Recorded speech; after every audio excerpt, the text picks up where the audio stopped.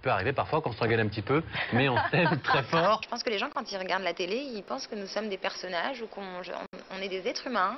On vit ensemble quotidiennement. Alors on a des hauts, des bas. Des fois on n'est pas d'accord. Des fois on n'a pas la tête dans notre assiette. On est des êtres humains, donc forcément il nous arrive de nous disputer. Et puis au-delà de ça, il faut savoir que Mathieu et moi, on est très proches, c'est-à-dire que c'est pas, on n'est pas deux co-animateurs, on arrive le matin, voilà, bonjour, salut, fais ton travail, je fais mon travail, ça se passe pas comme ça. C'est quelqu'un avec qui, voilà, je passe des soirées, c'est quelqu'un avec qui je vais dîner, c'est quelqu'un que j'appelle le soir, qui m'envoie des textos. Forcément, quand on s'aime très fort. Et quand ça pète très fort.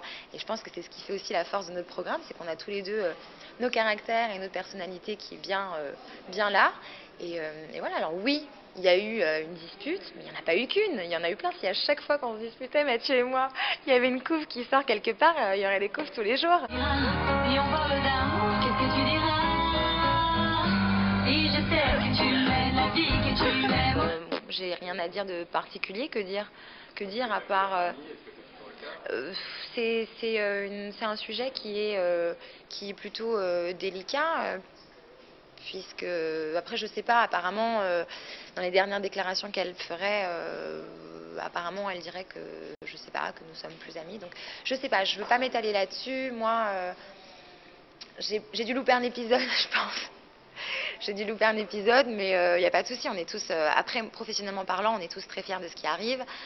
Savoir que le buzz de Nabila nous a quand même porté sur cette saison des anges, même si tous les autres anges ont quand même eu un certain succès, le buzz de Nabila nous a quand même bien porté. Donc oui, professionnellement parlant, bien évidemment que c'est un plaisir de l'avoir sur la chaîne et qu'on est tous très heureux qu'elle lance sa télé-réalité. C'est une personne que je trouve très jolie, qui a su rebondir et a une super carrière. Donc moi, je suis flattée.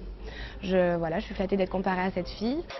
Tara, donc Tara est annoncée comme la nouvelle Ayenne, donc plutôt flatteur pour moi, parce que tous les ans TF1 et Secret tentent de chercher une nouvelle Ayenne, donc je les remercie, c'est très flatteur.